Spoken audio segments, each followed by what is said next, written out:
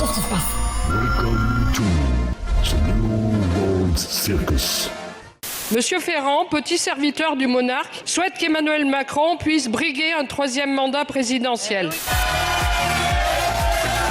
Alors, je veux ici passer un message à la responsabilité collective. Tout le monde peut se retrouver dans cette proposition de Richard Ferrand. Et donc, c'est jamais sympathique de voir des gens qui se droguent.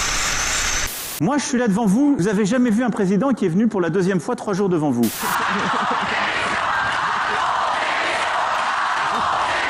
Tout le monde est d'accord pour la 3e candidature de Emmanuel Macron. Tu bluffes, Martoni. Ceux qui veulent le réélire et ceux qui veulent le battre. Il bluffe. Pas sûr. Si. Et est-ce que ça va assez vite pour vous? Non. Et ça passe. Et donc, vous vous dites, au fond, même quand ça crise, il faut y aller. Et ben voilà, donc et on va continuer ce travail. Pilonner. Bonsoir, petits amis. Bonsoir. Oh. Allô, SOS Détresse Amitié, bonjour. Allô? Je vous écoute. Depuis peu, je suis prof de chenille, donc je suis chenilliste, et j'ai ouvert l'école La Chenille School Academy.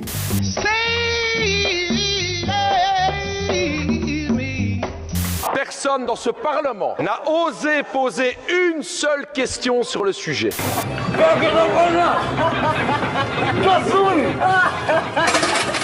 Un pipeline explose, des millions de familles menacées de ne pas avoir du gaz, c'est le tabou, le secret.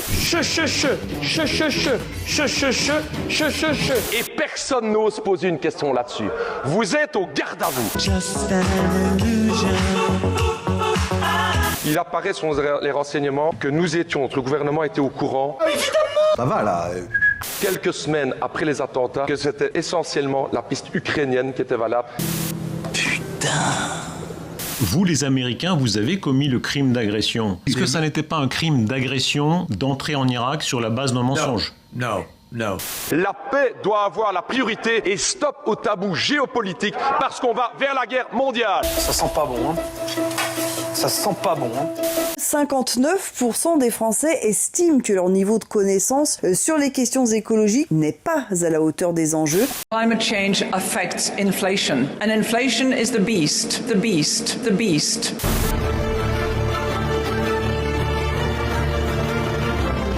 Ce que je peux vous dire concernant le réchauffement climatique lié à l'activité humaine, eh bien, c'est que son impact concerne l'intensité des phénomènes.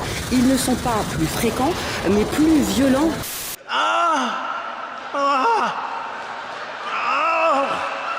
Et voici la version été du plan de sobriété énergétique voulu par le gouvernement.